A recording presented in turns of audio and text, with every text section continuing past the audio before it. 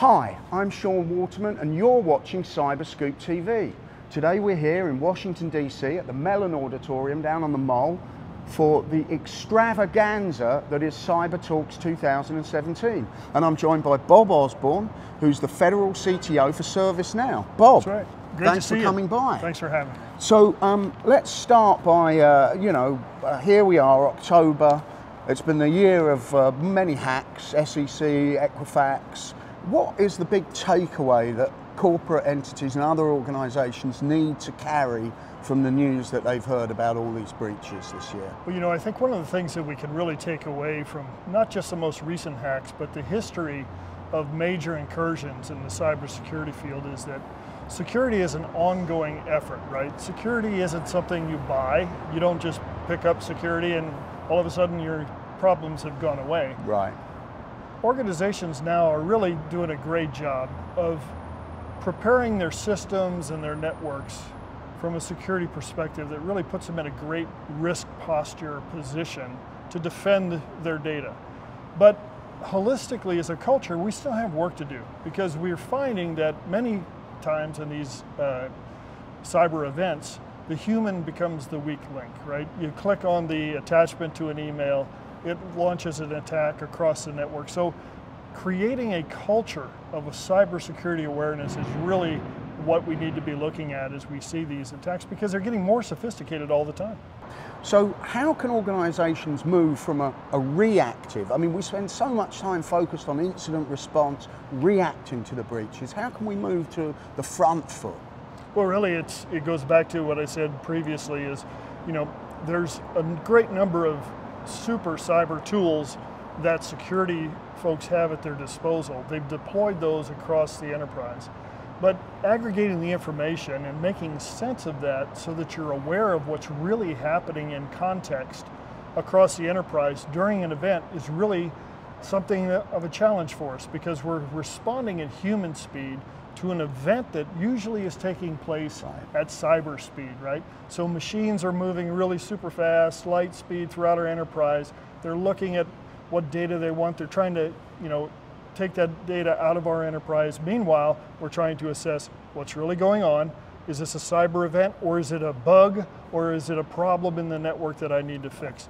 Really by taking a holistic approach across the enterprise that incorporates both network operations with security operations in context and harmony, we can begin to understand where our vulnerabilities are, what we do to automatically patch those vulnerabilities, identify events very rapidly as either something related to an architectural problem or a software problem, or are we having an attack and we're having some cyber event going on. Right. So being able to automate that and get ahead of it is really important.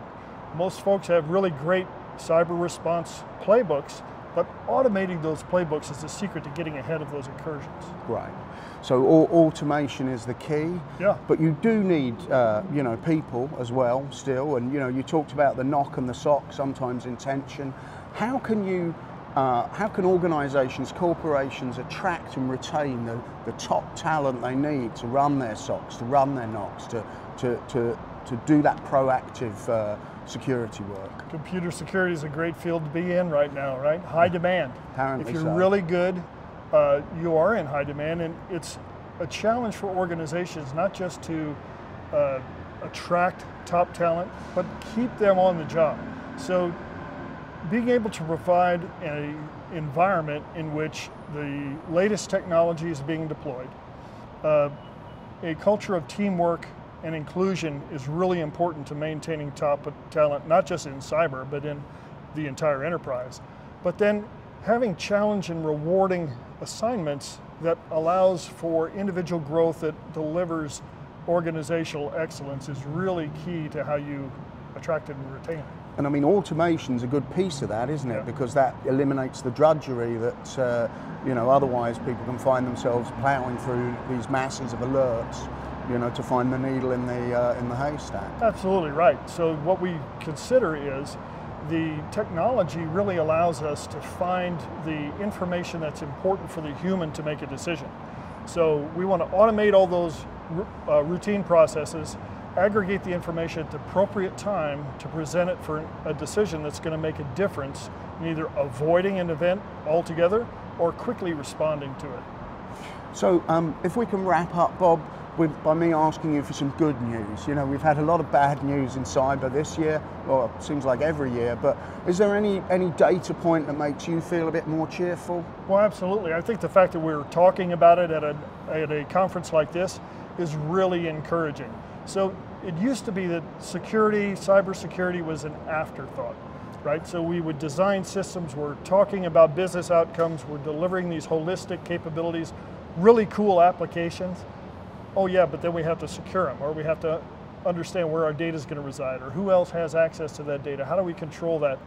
As an afterthought. Now, what we're seeing is a baked-in culture of security awareness.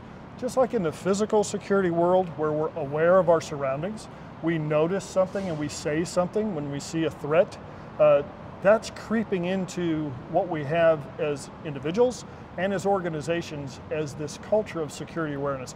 That's really encouraging to me. Well, that's great news. Thanks very much, Bob. Appreciate you stepping by. It's a pleasure. Thanks for having me. And you can find more of us on our website, cyberscoop.com, or our YouTube channel.